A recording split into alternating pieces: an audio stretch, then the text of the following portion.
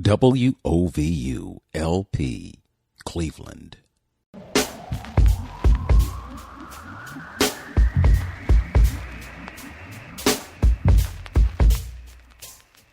This is Open Door with Vince Robinson. In-depth conversations with people who are making a difference in the lives of others here and around the world. Culture is at the heart of who you are. Know your culture, find yourself on Open Door with Vince Robinson. Hello and welcome to another edition of Open Door. I'm Vince Robinson, and my guest this morning is JJ Winston. She's an award-winning author. She's also a licensed independent social worker and an attorney who for 19 years served as an advocate for individuals and their families who suffer with behavioral health disorders. JJ Winston is currently employed as a magistrate in the family court in Cleveland. She is a member of Alpha Kappa Alpha Sorority, Inc., the ladies of top ladies of distinction, Inc., and she's the author of 2 novels and 1 nonfiction workbook, which brings us to this recording. Welcome to Open Door, JJ Winston. Hello, Vince. It's so wonderful to be here. Thank you for having me. Thanks for being here. You know, irony is irony, and today when I went into my Facebook memories, I pulled up something that was kind of a replay of an event that we did at Case Western Reserve University approximately 4 years ago. The architect of that event was K. Kelly McElroy, so it's just kind of kismet. You know, you reached out to me, and we discovered that there were some things that we need to talk about with respect to him. But today we're going to talk about you. So first of all, I like to give my guests an opportunity to talk about their Cleveland time. Are you a native Clevelander? I am. I am a graduate of Cleveland Heights High. I am born, bred, and raised right here in the beautiful city, right next to the beautiful shores of Lake Erie. Okay. All right. Anything special about your high school experience you want to share, or we can move on to your fabulous books? Well, you know what? I just want, everybody, particularly young people who might be listening to your show. You know, when I went to Cleveland Heights High, I was a pretty smart girl, but not a brilliant young lady. You know, nobody ever thought that 30 years later, I would be inducted into the Cleveland Heights Hall of Fame. So you never know. It's not where you start, it's where you end. But I think that I'm able to do some of the things that I'm able to do because of the foundation that I got from my education. High school and middle school and elementary school. Well, it obviously has served you well, because I see a few different lanes here. A social worker, and you're helping folks with disorders. You're also a magistrate, which has a legal bend to it. And on top of everything else, you are an author. So they laid a good foundation for you there. I believe they did. Okay. So with these 3 respective fields of employment or vocation, which would you like to start with? You know what? I love to start with the social work. Okay. Because I have both a bachelor's degree and a master's degree in social work, and it is really something that I'm very passionate about. And again, it's my high school that probably helped to lead me into the direction that I am now, where I've ended up in respect to my career. Originally, I wanted to be a computer programmer. But when I was 15 and in the 10th grade, one of my peers took her own life, and that just changed everything in my life and made me decide to dedicate, my life to working with people and to be of service. Okay. That can be a catalyst. You know, it's not unusual that you could call it a trauma. I mean, you were probably traumatized by that experience, and it spurred you to do something that would be beneficial to others. But, there are always reasons that we do what we do. And having conversations with folks, as I do all the time, I find that what they do in life is always, or not always, but many times is determined by what happens to them in their younger years. Absolutely. Yes. Absolutely. And, this young lady wasn't actually like one of my best friends or anything like that. We actually didn't even get along very well. And she actually apologized to me for an argument that we had a couple of days before she took her own life. And when I was young, I realized right there, I felt like a change in the universe, just like right there, that we would be actually where we are now, where so many people are able to put words to how they're feeling. But we do seem to have a lot of people who are dealing with issues because of the world that we live in now. It's so fast, social media, and it's just so many ways that we're being reached. Mm-hmm. So I see that you're a licensed independent social worker, which means that you operate outside of an agency, I'm assuming. Did you spend time working within agencies, and what was that experience like for you? Well, in the social work field or the behavioral health field, when you are independent, licensed independent social worker indicates that I have a master's degree. You can't sit for the LISW with just a bachelor's degree. And I spent most of my career as a social worker in an administrative role. I worked at the Alcohol, Drug, and Mental Health Board, and that is the agency that funds, plans, and monitors the mental health and drug and alcohol community. And my job was to investigate abuse and neglect in our residential homes and in our agencies, and also to represent people with behavioral health issues, make sure their rights are not being violated with our public mental health and drug and alcohol agencies.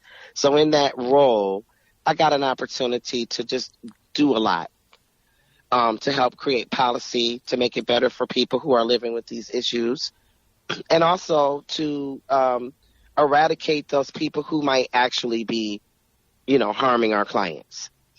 Neglecting them, abusing them, doing things to hurt them or violating their rights. So it was a very interesting job, and I feel like my novels, even though they're fiction, I have such, experience with working with people with these issues that when you read my novels, people think that the characters are real, and I have to explain that I made them up. Right. You made them up, but in certain cases, they were inspired by someone that you actually knew or knew of. Right. Or a combination of people that I know or know of. Yes. Mm-hmm. It's interesting that you put it in those terms, and I'm just reflecting on a number of interviews that I've done, but this, for whatever reason, it just really sticks out in my mind. Peter Lawson Jones wrote a play called The Phoenix Society. Yes, I went to see that because that was one of the agencies that I worked with when I worked at the Adams Board. And Terry Lester, who was their board chair, she wrote a grant to make sure that Peter Lawson Jones could actually get that play done. Yeah. It was awesome. Well, what was really awesome about that is because before that, he really didn't have a complete awareness of that particular paradigm, but he interviewed several people and had conversations and whatnot. And based on what he gathered from his conversations, he was able to write that play. And I can't begin to tell you how gratified I was that he wrote it the way he did, because instead of making it a story about a victim, he made it into a story about someone who overcame what they were dealing with. Absolutely. It was such a well-written play. And, and the actors, they did such a great job. Yes. I just really enjoyed it very much. And, I'm just so proud of Peter. Yeah. He does awesome work. He's a wonderful actor. I've seen him in some other projects. He's just excellent. Yes. And he's also a phenomenal writer. Right. And I really like the fact that he put a lot of focus on post-traumatic stress disorder. In my second book, The Commemoration, I really speak a lot about that in my book. I think it's something that really impacts our community, in particular communities of color. Irrespective of whatever your socioeconomic status is, you are still more likely to be a victim of post-traumatic stress disorder or crime, or basically a victim of crime or something, a trauma that would make you experience post-traumatic stress disorder. You're more likely to have that happen as an African American than you do in comparison to your Caucasian counterparts. So I see that you probably have followed a similar track in that you've used your life experience to write into the characters things that folks can learn from. But I'm also curious about the told that it takes on you, because as a social worker, as a licensed independent social worker, you become exposed to other people's traumas and their issues. How do you deal with dealing with other folks' issues? You know, and that is very true. A lot of professionals are dealing with secondary trauma because of the work that they do. And honestly, the way that I've been able to deal with it is I basically write. It is very therapeutic for me. It gives me an opportunity to, in some ways, live somebody else's life in my head, you know, and also teach people at the same time, because I think that that is really my focus, is to entertain people, but also to educate them and to use my knowledge to help people. Yeah. This is just another way to help people. Mm-hmm. And also just having friends and family, people that you can also talk to. You know, so that's sort of things that I do to just try to distress. I love to, you know, watch movies. And believe it or not, I really like to fish. So that's how I relax. Yes. Yeah. The thing about fishing, and my father was a fisherman. He used to drag me out there, wake me up at the crack of dawn, and you know, he put the boat in the water. We sit on the shore and throw our lines into the water. And some days we caught fish and some days we didn't. But we were out there communing with nature. You know, the sun is shining, the breeze is blowing. You know, Dad might have cracked open a can of beer or something like that. You know, he didn't drink a whole lot, but he had a little taste every now and then. But it really is necessary for us to get out and connect with nature. So yeah, I can definitely see that. So and it just makes me slow down, Vince. Mm-hmm. It makes me slow down, and you know, you put your phone away because you know you don't want your phone to get wet. So right. You ain't trying to play with your phone, you know, when you're on the water like that. And it just makes you put your devices down. And you know what? It's funny because all I want to do is catch the fish. You know, my husband does everything else. He takes the fish off the line. He puts the worm on, all that stuff. I just want to catch it. Okay. So you're not even baiting the hook then? No. But I just like, I like the stillness of it. I sit there and I just relax. Okay. It's just wonderful. All right. Well, I guess fishing is therapy too. You got to do it somehow or another. So you found ways to de-stress, and de-stressing is extremely important in the chaotic, confusing times that we're living in. Great conversation. Absolutely. We're going to get back to it in just a moment. You're listening to Open Door with Vince Robinson on 95.9 FM WOVU, Burton-Bell Carr Community Radio. I'm speaking with JJ Winston, a licensed independent social worker, attorney, and author. And we're going to talk about the books that she's written. And we're also going to talk about her law career when we get back. We'll be right back after this. She's having fun. She says you don't want to be like me. Don't want to see. Yeah, no offense, but what were we just listening to? Oh, just something my previous writer wanted to hear. Want something else? Yeah, actually, for sure. Can you switch that station to 95.9 FM, please? Yeah, for sure. What kind of station is this? What? You're not hip to 95.9 FM, BBC Community Radio? They have so many good shows. Whether it's a talk show, music show, it's so much good information on this station. Yeah, I'll have to keep the dial right here then, since I drive so many different walks of life every day. I literally listen every day and find out something new. Whether it's something for myself, my community, or just something special that's going on in the city. Yeah, thanks. I'll keep it locked right here on WOVU 95.9 FM. Good, because I'm sure you and all your other writers would love this station just as much as I do.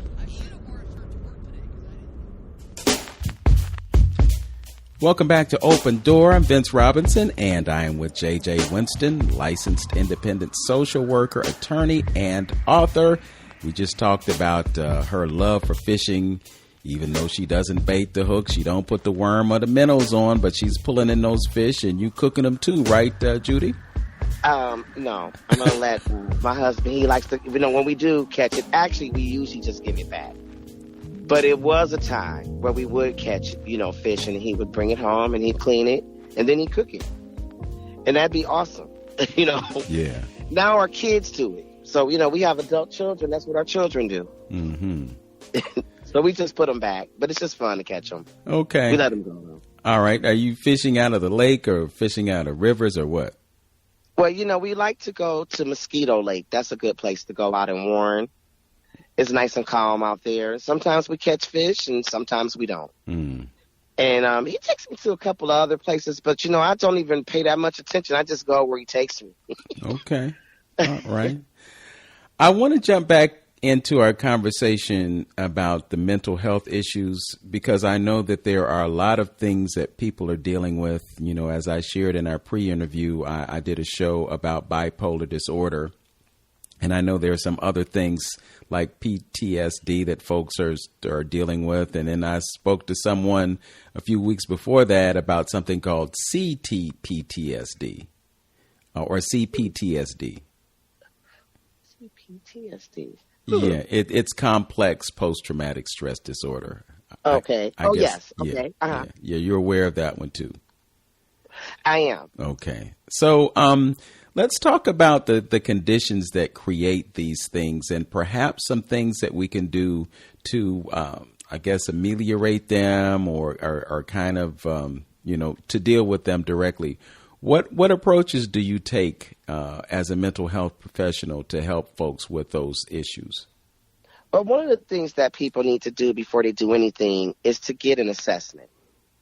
There are times where people can have symptoms that appear like they're a mental health issue, and it actually is an underlying physical health issue. An example, there are people who can appear like they have bipolar disorder, and when we actually do a physical assessment, we find out they have a thyroid issue.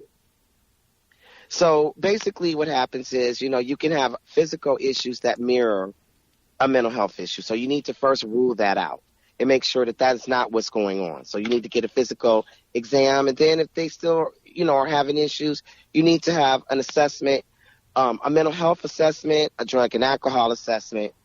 And, then what happens is that you have people who sit down and they look at what you tell them your symptoms are. And then that's how they're able to make their diagnosis. And a big reason why some people have mental health issues is they have a heredity, like they just are predetermined to basically have it. It's like having type 2 diabetes. We don't know why that gene sometimes gets turned on. You don't have diabetes and then something happens and then you do. So that's sometimes what happens with mental health. Oftentimes it could be a trauma or it could be something else that turns on the gene. The number one mental health issue that most people suffer with is anxiety. Anxiety is very big. A lot of people have it, and I think the pandemic really has helped to shine a light on just how much anxiety we're all suffering with. The pandemic in general has really helped to shine a light on mental health and let people, understand that this is not something to be shamed about. If you're having an issue, there are people here who are here to help you. I just want to also say if somebody does feel really bad and they're like feeling suicidal or like they want to take their life or, if they need treatment, they can use our new text line, which is 988 or call. You can call it 988 and get connected to a mental health professional in your community who can help you. But it's not something that, is a curse. I think that what we should really do is look at what I call the NEST, approach, get good nutrition. So, try to cut out your junk food and so much sugar. Get good exercise. Try to exercise at least a half an hour to an hour, at least 5 times a week. Get good sleep. Try to get, at least between 6 and 10 hours. And lastly, if you need to get therapy, get that.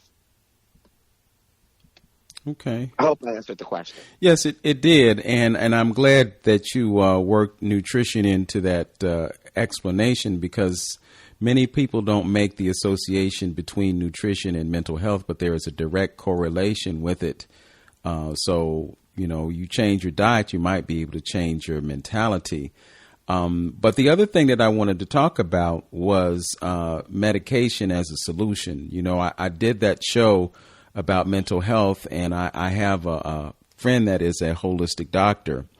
And what he was saying was that pharmaceuticals sometimes are effective 30% of the time, but then there's that other 70%, and nobody ever really thinks about, or most folks don't think about, alternative medicine as a way to address mental health. What are your feelings about alternative medicine? I think that you need to try whatever you can to try to reach the goal of being able to just be able to survive and live in our community. That's really what mental health is being able to just, be able to accomplish your activities of daily living, be able to go to work, be able to have relationships, be able to function. So that's what it is. It's how well you function. That's what mental health is. Some people, unfortunately, they will need medication. But I don't know that, what I guess I have a problem with sometimes, I don't want to go right to medication. It's something that we're going to, try different approaches to see what works for you. And if you're, having certain symptoms, you actually might have to take medications. But the problem is, just like with any, issue, is tweaking the medications so that they work. And that's what's so hard. And sometimes, it can have, adverse effects on you. And I do understand that. But even if you have a physical issue and you take medications, sometimes there are, side effects, correct? Well, there are most often side effects with any medication that you take because you're putting something synthetic into your body and your body reacts to something not real being put in your body. So, absolutely. Yeah. But if you are in a situation where you are seeing things or hearing things, or you are becoming a danger to yourself and or others, you might actually have to take some medications in order to be able to live in our community. And that is really important when we're looking at what we're seeing in our community now with so many people, shooting people. And, a lot of this is a mental health crisis.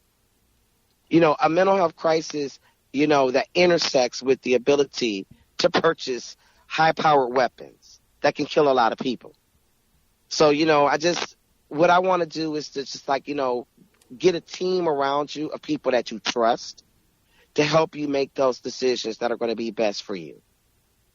And know as an advocate, this is what I always tell people, know the risks of anything that you're doing. Know the risks of all the medications and also what the benefits are. And then you have to weigh that. Yes. There's also a human element in this. When you look at the way people are raised, like, for instance, I was having a conversation with a friend the other day, and they were describing a scenario where there's a single mother and she's got children and she's just mentally abusive to them. And it could be a situation where her mother was mentally abusive to her and she's just repeating the things that she observed. It should be a crime for parents to curse at their children profusely, and children internalize that. And because they're modeling your behavior, then they end up doing that when they grow up, so some of it, I agree. Yeah, some of it is genetic, but some of it is behavioral. It's just like, a lot of the afflictions that we suffer with, diabetes, high blood pressure, we want to blame it on a gene, but it's actually the lifestyle. If you're eating certain kinds of foods that, can be a causational factor in your diabetes or your high blood pressure or whatever, sometimes when you change your diet, then you can eliminate that problem. But, we're so quick to go to the doctor and the doctor writes a prescription for us, and that prescription helps us cope with whatever issue we have, but it doesn't eliminate the issue. And that I definitely agree with. For some people, like you said, there is a causation because you're eating a food that turns that gene on. But just to make sure we're on the same page, you still have the gene. It's something that turns it on. So it's the food that you eat that turns it on. It's the lack of exercise that turns it on. And I agree with you about the cycles that we see, when you have, people who are being abusive and they're teaching that to their children, and it just becomes a cycle. And that's why it's our job to help break those cycles. And part of it is that, some people, they really do need to go through a parenting class They need to understand the harm that they're doing to their children. Oftentimes, most people love their kids, and they don't want to hurt their kids. But what happens is that they take their frustration out on their children. I know you've heard this where they say the father comes home, yells at the mother, who smacks the kid, who kicks the dog. You ever heard that before? Yes, I have. And I think that does happen. And we just need to help, young people, understand how to raise children. But, sometimes it's just because so many people are young having children. And then you're trying to feed your kids and you don't have the appropriate skills to be able to, get the kind of employment you need. And, give your kids shelter and those type of things. But what we need to do is just try to work on, not yelling at our kids or cursing at our kids and, helping to understand how mental health is a huge part of your physical health too. So there are people who are having mental health issues and that impacts their physical health. So those, everything is correlated, like you said. Yeah, it's holistic. It's mind, body, and spirit, Absolutely. And we compartmentalize them, but they're all interconnected with each other. And as soon as we can figure that out, we can make strides towards creating improvements in our life. Interesting conversation. We're going to get back to it when we return. You're listening to Open Door with Vince Robinson on 95.9 FM WOVU. My guest is award-winning author JJ Winston. We'll be right back.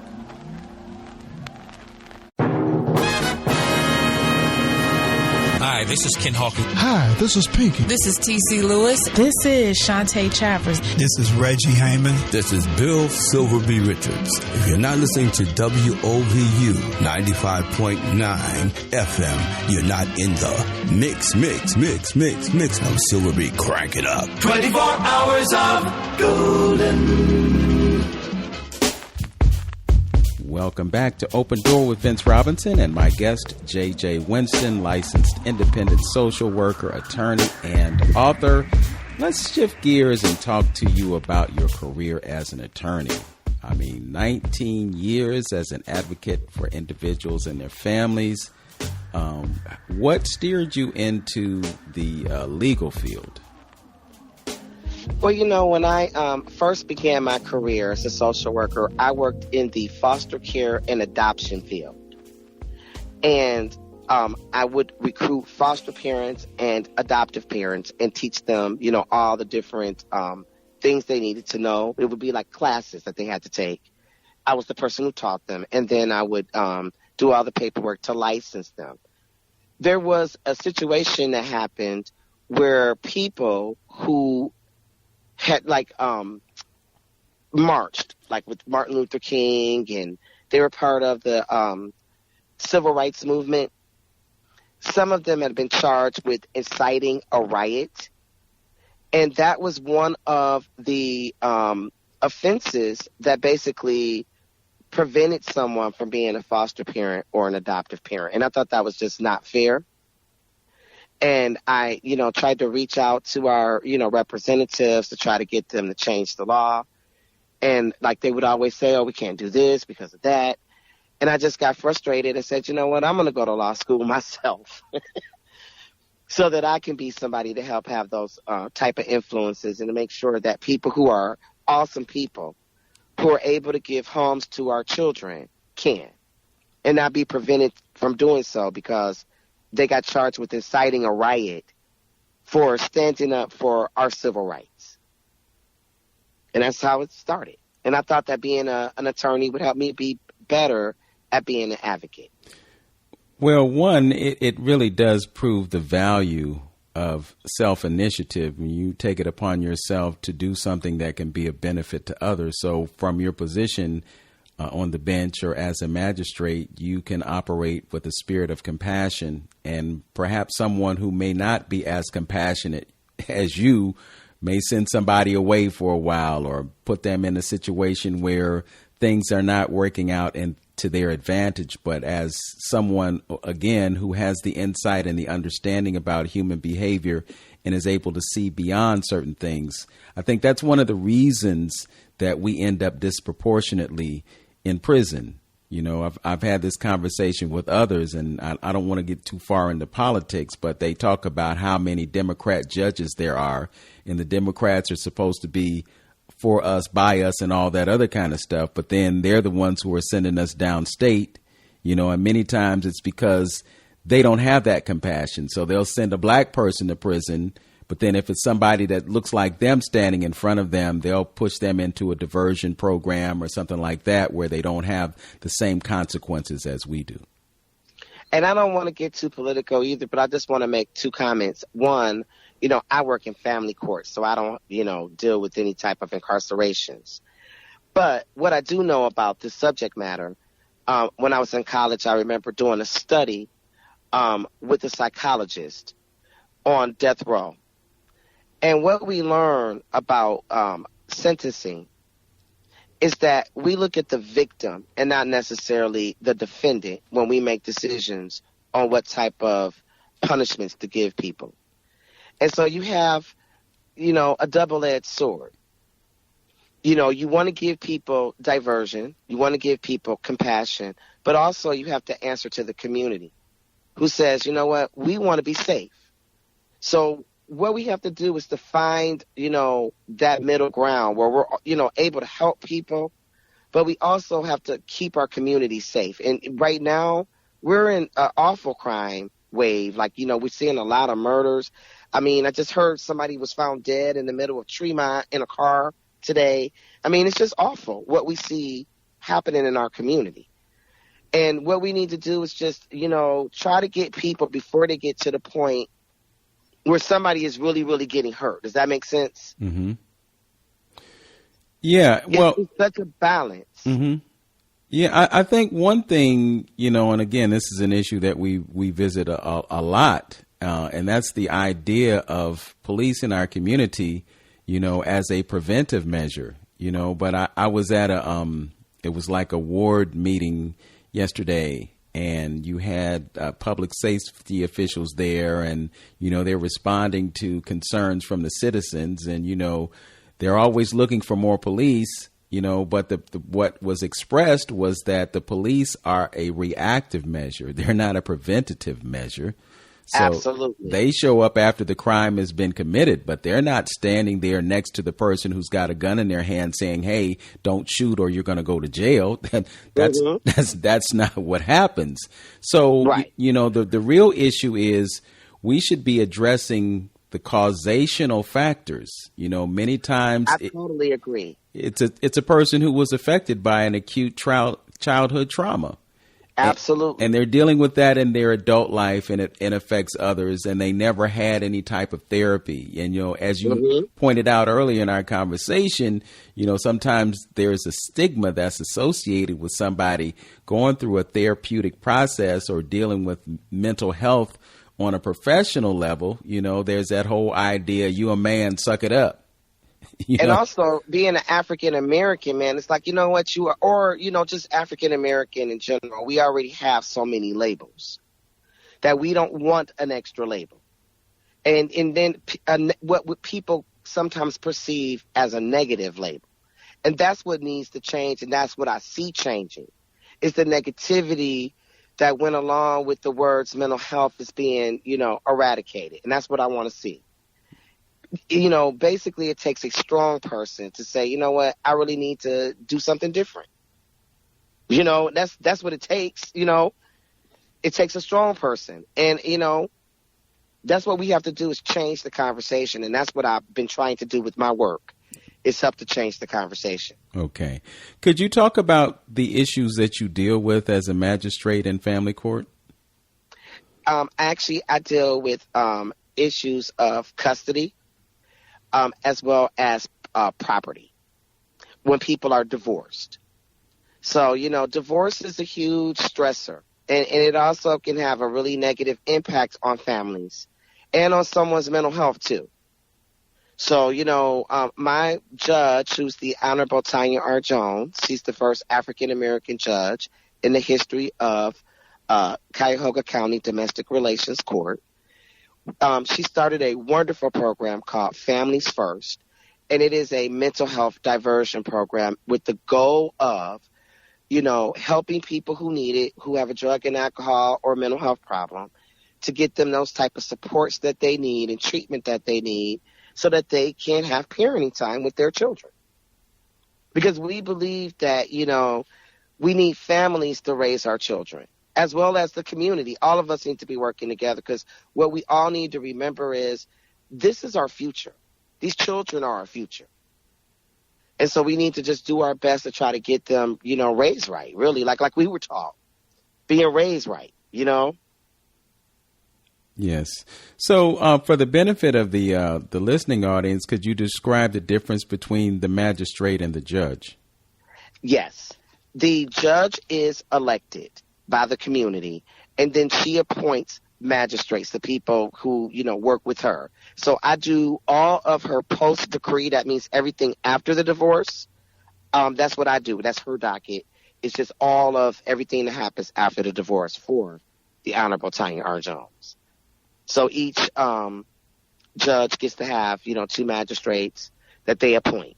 One does the divorces with them, and then the other one does all the, the things after the divorce. Okay. Another thing that I've been thinking about, and it's something that kind of hits home within my own family. I don't want to put our business out there, but, right. There's a situation where there's a custody battle, and the advice that I gave, and, it's neither here nor there, but it was advice. My advice was to try mediation first. And for whatever reason, that didn't happen. And then they ended up going through the legal process. And then the judge that was dealing with their case suggested mediation. Yes. We always want people to have ownership of their agreements. And, what happens is that, we just want people to work together. That's better for your children. But, as a magistrate, I can just, speak in general, but not, specifically due to what I do. But basically that is what we like to see, is people to try to do alternative resolutions, to try to just come to an agreement that they can both live with and have ownership of. Yeah. Well, I have to think it's probably a lot less expensive. Absolutely. Absolutely. And, we just want people to try to cooperate, and remember that even people who are married, when you're married and you raise children, you don't always agree. I mean, nobody just always agrees, okay? But what you do is you compromise, and that's in every relationship that you have. You might want to do it one way, somebody else want to do it another way. You figure out a way that you both can get some of the things you want to make it work. Mm-hmm. What are you seeing as the primary causes for divorce? I know a lot of people say that it's money. It could be somebody tipping on somebody. But what are you seeing it based on your position? What are you seeing? Those same things you just said. Those are always going to be the top reasons why people they don't get along. And also religion. Religion, believe it or not, is also a huge factor too. So I just spoke to the children at Cleveland Heights High last year. One of the things that I told them as advice that I'll tell your listening audience, if you're, find some groovy, young man you like, or a really nice young lady, just remember that people who think alike stay together. So if you believe in corporal punishment and your spouse does not, and you have children, all that's going to be is a bunch of arguments. Am I correct? Yes. People need to think about those things before they start mixing their DNA up together, about what your goals are, what you think, what your belief systems are. And the people who have similar, belief systems are the people who are able to work together to raise kids. Yeah. If you think something so completely opposite, all is always going to be is a bunch of, arguments. Some people believe if you hit a child ever, then that's child abuse. And other people believe this is how I was raised and I turned out okay. So you got to find people who believe the same things you believe. Yeah. Well, in the church, they would say that you're not equally yoked. That's absolutely right. And that's absolutely. And then you know what? My great aunt was like my grandmother, and that was her favorite saying. Make sure you get somebody who's evenly yoked. Yeah. Her favorite thing to say. Okay. Well, there must be some truth in it. That's right. Absolutely. All right. Well, listen, I need to talk to you about these books that you've written, and I don't want that to get away from us. We got a few minutes left, so we're going to deal with that when we come back. You're listening to Open Door with Vince Robinson on 95.9 FM WOVU, Burton Belcar Community Radio. I am speaking with author JJ Winston. We'll be back after these messages. Why you want to listen to WOVU 95.9 FM? Here's the reason why. We play all independent music from Cleveland artists. Yes, we do each and every night. We support the community. We support the Cleveland local artists. This is what we do. And we got the hottest playlists from gospel, from R&B, from rap, the hip hop, and also we have jazz right here, WOVU 95.9 FM. Don't forget to download our app right now, WOVU. This is Burton Belcar Community Radio. Welcome back to Open Door with Vince Robinson. I am speaking with JJ Winston, and we just came to a conclusion that if you ain't equally yoked, you may not want to get married. You can have arguments about religion, the death penalty, all kinds of things, but the end result is that you might end up in family court somewhere in Cleveland, Ohio, standing before JJ Winston. So make those calculations before you jump the broom or stand in front of that judge or that minister and say, I do. JJ Winston, you have written 3 books. I see one is called The Anniversary. I see another one is called The Anniversary Workbook. And the third book is called The Commemoration. We also talked about how you have used your life experience to write characters in these books. I guess they're fiction and nonfiction. So where would you like to start? Well, we'll start with the first book, The Anniversary. I just thought that it would be an excellent storyline. I actually wrote it as a short story. And I gave it to a professional writer to read. And she really loved it and told me I should develop it into a novel. So I did. And I really wanted to raise awareness about mental health in the African American community. So my main characters are both African American professionals who live in Cleveland, Ohio. And one of them gets disturbing news that basically culminates into a tragedy. And, all the things that come from that. And the second book, or the workbook, is a complement to the novel. And I wrote that because after people read my novel, they would say, they wanted to know more about mental health, the nuts and bolts of it all. So what I did was try to put together information that lay people who may have a family member and have to deal with the mental health professionals or drug and alcohol professionals can use to just basically help advocate for their loved ones. And it also has reading questions and exercises. And a lot of people have, told me they really have learned a lot using it. And then my second book, The Commemoration, is a continuation of the first book. And in that book, I introduce a sickle cell theme as well as a human trafficking theme. And the reason why I wanted to include those topics in my newest novel is I have a personal connection to sickle cell disease. When I was 8 years old, my father passed away of sickle cell, and I have a daughter who just graduated from college who lives with sickle cell disease, as well as a niece, a great niece, and a great nephew. And I've had several other members besides my father pass away from sickle cell disease. A lot of people are completely unaware of the disease. I want to raise awareness about that.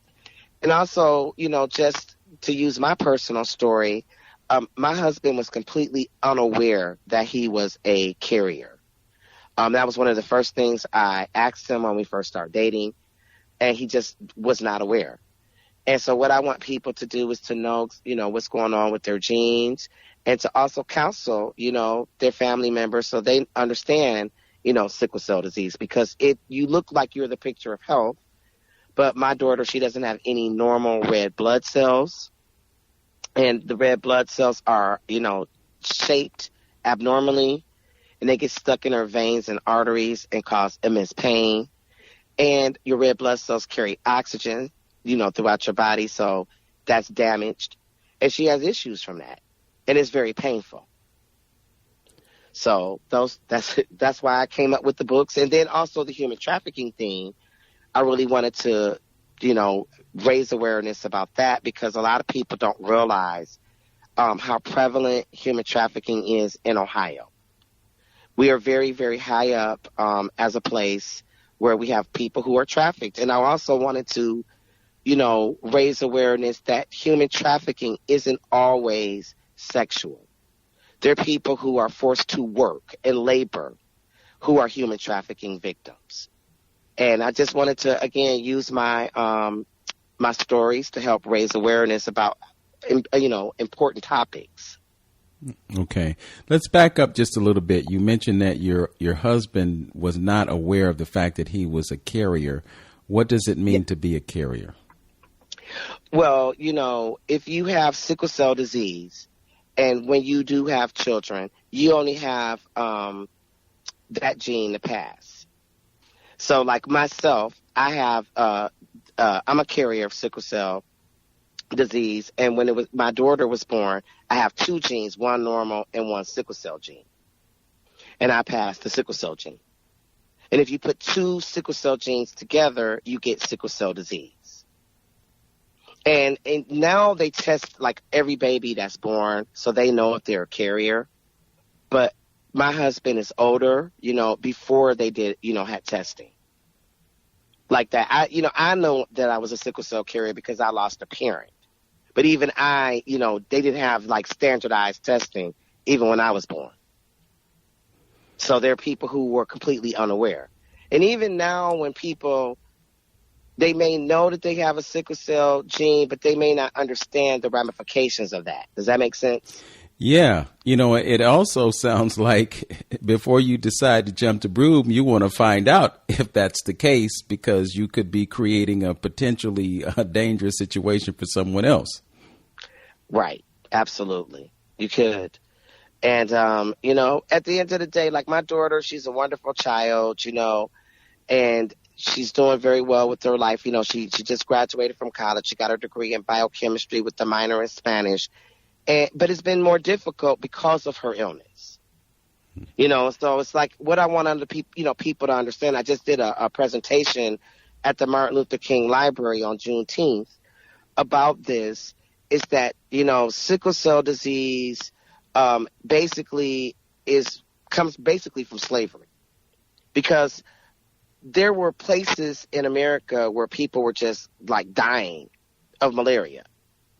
They weren't living past 20, because they were dying of malaria. And so what would happen is the slave owners would go to places that basically seemed to be resistant to malaria. And then they would bring those slaves back. And basically they are resistant to malaria because if you're a carrier of sickle cell disease, you almost never can get malaria. But when you put two of those genes together, then you get sickle cell disease. So basically the slave trade helped to bring so many people, not just here, but also to Brazil, who were carriers of sickle cell. Does that make sense? Yeah. As a matter of fact, 7/10 of those enslaved Africans went to South America and the Caribbean. Absolutely. And then the other third came to America. So if it's an issue here, it's probably even more so an issue there. Well, it's only about 100,000 people in the United States that have sickle cell disease, but it is the most common genetic disorder in the world. So there's many, many people in Africa, in places where there are lots of mosquitoes, where you see a very high prevalence of people with sickle cell disease. Because this was basically nature's way of fighting malaria. Interesting. Okay. So you also said that you wanted to shed light on human trafficking. What was the thing that happened to cause you to have concern about it? Well, I have a personal friend or an acquaintance that I helped. her daughter was a victim of human trafficking, and this is a very educated young lady. And that's just what happens sometimes, because we, particularly with the computers and social media, sometimes our children become victimized because they think they're talking to another child and they're talking to an adult, and, those type of things happen. But also, when I worked at the Adams Board, I had the occasion to work with several people who were victims of human trafficking. And, when I say that, not like I said, they were forced to labor, 12, 14, 15-hour days, working, and not being paid appropriately or properly, and basically in some ways being held against their will. So I think that, I wanted people to know that Ohio has a huge number of human trafficking victims, because we have a place, like our highway system, rather. You can go every direction out of our state, and you can easily get to Canada. So I just wanted to really, raise awareness about it, because human trafficking is slavery. It's just another form of slavery. It's modern day slavery. Yes. Well, you have the prison system, which is modern day slavery, and then you have that. It is. So, you know what? I'm going to be honest. That is, and you know what we need to be doing is trying to find a way to, like you say, rehabilitate people. But what happens is that we also just got to look, like I said, the other side. You have people who get out of prison, or they should have maybe been in prison. And because they're not in prison, somebody else dies. That's how folks feel. And we have to find that middle ground. Let's try to figure out, who are the people who actually could be harmful to us, and other people just need to, get an opportunity. Some people have done things because they had no other choice, or they felt they had no other choice. You know what I mean? Like, if you're hungry, you might steal. Am I wrong? Yeah, you're right. Some people, for some, it's a last resort. For some, right. It's like standard operating procedure, and they don't have feelings or regard or respect for other folks, so they'll do that. But then, again, we have to go back to the causational factors, and poverty is one of those causational factors. But we also live in a country that fosters poverty. I don't want to get too high on the soapbox. But I agree with you. But you just have to remember that, if you live in our kind of community, you're going to have rich people, middle class people, and poor people. And you cannot have, the kind of system we have without that. Yes. Well, and that's just it. You know what I mean? Right. We're getting to a point where there's either going to be haves or have-nots, and not much middle ground. That's where we're headed, and hopefully. And I agree. Yeah. And you know what needs to happen? I think that sometimes we should ask ourselves, how come 1% of the world's population controls 90% of all the resources? It's really what it is. It's about resources. Mm-hmm. And if we don't learn, I think that we're all part of the human race, and that, borders are artificial, that we have to all help each other, then it's going to be all of us that won't survive. You know what I'm saying? Like, we're going to have to work together. Yes. To survive. Absolutely. Particularly what's happening when we're hurting our earth the way we are. Yes. We're going to have to not only survive, but we're going to have to put ourselves in a mindset where we thrive. Her That's books right. are called The Anniversary Workbook, and the Commemoration, author JJ Winston. You can find her books at novelistjjwinston.com. That's novelistjjwinston.com. Go there, get these books, especially if you have an interest in dealing with mental health issues, and if you have any ideas about sickle cell or human trafficking. She's written some characters that will shine light on those subjects and hopefully illuminate in a way that will advance the needle. JJ Winston, thanks for joining me on Open Door. And thank you for having me, Vince. And remember, my books are also available at Amazon and everywhere you buy books. Okay. But go to her website first because if you go to her website, she gets a much larger cut. Okay. All right. So it's novelistjjwinston.com. And if you can't get there, then try Amazon. Once again, thanks for joining me. And thank you for listening. As always, know yourself, love yourself, be yourself, make today your best day. Peace.